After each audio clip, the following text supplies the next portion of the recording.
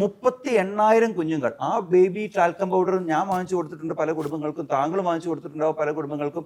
നമ്മളൊരു കുഞ്ഞ് ജനിച്ചു എന്ന് പറഞ്ഞ് കാണാൻ പോകുമ്പോൾ ആ പൗഡറാണ് കൊടുക്കാറ്. 38,000 പേരുടെ ക്യാൻസർ ലോസ്യൂട്ടാണ്. ആ കമ്പനി ഇന്നും നിലനിൽക്കുന്നുണ്ട്, ഒരു കുഴപ്പമില്ലാതെ. ആ കമ്പനിയെക്കുറിച്ച് പുസ്തകങ്ങൾ പ്രസിദ്ധീകരിച്ചിട്ടുണ്ട്. ഒന്നും സംഭവിക്കുന്നില്ല. എന്തുകൊണ്ടാണ്? ഇന്ത്യയിലെ ഏറ്റവും വലിയൊരു മരുന്ന് കമ്പനി, അതിൻ്റെ മുതലാളിമാർ 2 പേരും ഇന്ന് തിഹാർ ജയിലിലാണ്, ക്വാളിറ്റി ഇല്ലാത്ത മരുന്ന് നിർമ്മിച്ചതിൻ്റെ പേരിൽ.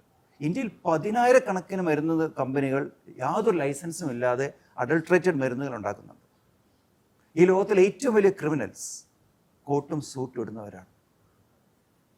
പക്ഷെ നമുക്ക് ക്രിമിനൽ എന്ന് പറഞ്ഞാൽ മറ്റേ ഓട്ടോറിക്ഷ വലിയ വാളും എടുത്ത് ഇറങ്ങുന്ന ഒരു കൊട്ടേഷൻ എടുക്കുന്ന വയറ്റിപ്പടപ്പിന് വേണ്ടി വെട്ടാൻ നടക്കുന്ന ഒരുത്തനാണ് നമുക്ക് ഏറ്റവും വലിയ ക്രിമിനൽ. അല്ല, ലോകത്തിലെ ഏറ്റവും വലിയ ക്രിമിനൽസ് കോട്ട് സൂട്ട് ഇടുന്നവരാണ്. ഈ 38,000 കുഞ്ഞുങ്ങൾ ക്യാൻസർ ചികിത്സയുമായിട്ട് അവരുടെ അച്ഛനും അമ്മയും കുടുംബങ്ങളും ആശുപത്രി കയറി ഇറങ്ങുമ്പോൾ ആ കമ്പനി അവരുടെ പുതിയ പ്രോഡക്റ്റ് ലോഞ്ച് ചെയ്യുകയാണ്. ആ പാർട്ടിയിൽ നമ്മളടക്കമുള്ള മാധ്യമപ്രവർത്തകരും നമ്മളടക്കമുള്ള വ്യക്തികളും എല്ലാം അതിൻ്റെ വിജയം കണ്ടു നിൽക്കുന്നുണ്ട്. അപ്പോൾ ഭയങ്കര അപകടകരമായ most dangerous mafia in the world ഫാർമയാണ്. ഇതിലേക്കൊന്നും ഫാർമ എന്ന വെബ് സീരീസ് പോകുന്നില്ല.